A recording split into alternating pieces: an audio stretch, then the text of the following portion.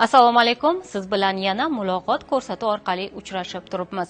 Bugungi suhbatimiz yurtimizda dolzarb hisoblangan mavzulardan biri sel, toshqin hamda ko'chki hodisalari bilan bog'liq favqulodda vaziyatlardan aholi va hududlarni muhofaza qilish, ularning oldini olish va oqibatlarini kamaytirish borasida amalga oshirilayotgan tadbirlar xususida.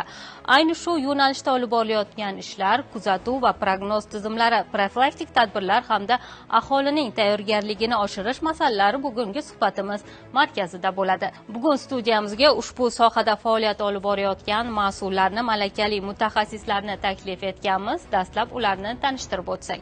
Abduqahhor Tojiyev, Qashqadaryo gidrometeorologiya markazi boshlig'i o'rinbosari.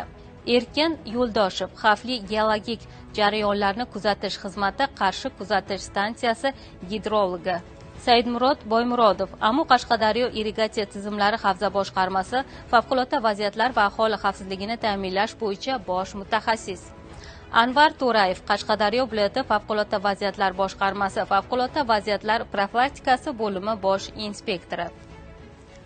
Avvalambor studiyamizga xush kelibsiz deymiz. Albatta, bahor fasli o'zining go'zalligi, husnkorligi bilan barchamiz uchun sevimli, shu bilan birga o'ziga xos injiqliklarga ham ega.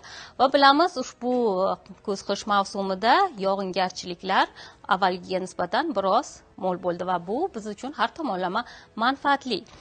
Ammo bu jarayonlarda o'sha sel va toshqin xavflari kelib chiqishi ham tabiiy albatta.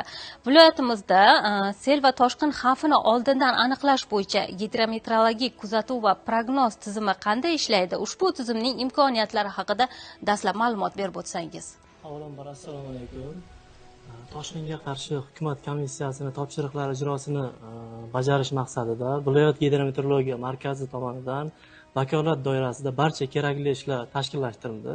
Shu jumladan favqulodda vaziyatlar boshqarmasi, tuman hokimliklarida tashkil etilayotgan tezkor shtabga markazni 5 nafar malakali mutaxassislari biriktirildi.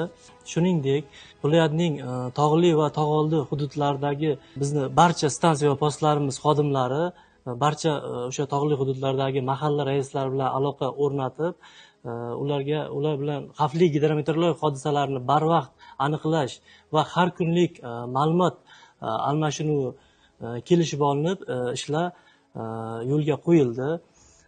Hozirgi vaqtda Qashqadaryo viloyatining 20-25% sel xavfi ostida hududda joylashganligi inobatga olinib, sel o'sha suv kelishi, suv bosishi mavjud hududdagi aholi xonadonlari, korxona va tashkilotlar o'rganilib, ularga kerakli tegishli ko'rsatmalar berildi.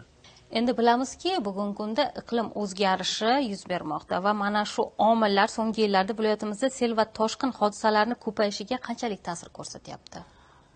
Albatta, to'g'ri savol berdingiz. O'zi respublikamiz hududi keskin kontinental, keskin o'zgaruvchan.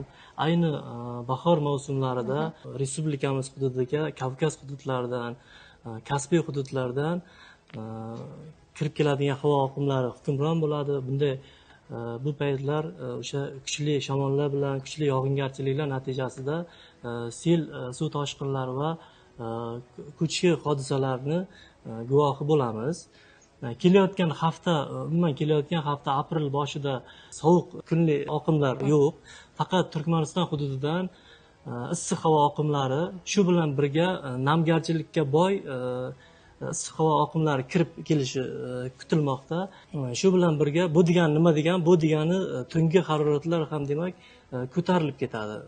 Aprel boshidagi me'yorga nisbatan 3-6 gradus yuqori bo'lishi kutilmoqda. Umuman olganda Arab va Eron g'arbida yoki Isroilning sharqida hozir juda ham ko'p namgarchiliklar bor. Mana shu nam havo oqimlari Qozog'iston hududiga demak o'tib ketish marshrutida turibmiz. Mana aprel oyini keladigan 15 kunligida yog'ingarchilikka boy o'sha sel kelish xavfi saqlanib qolmoqda.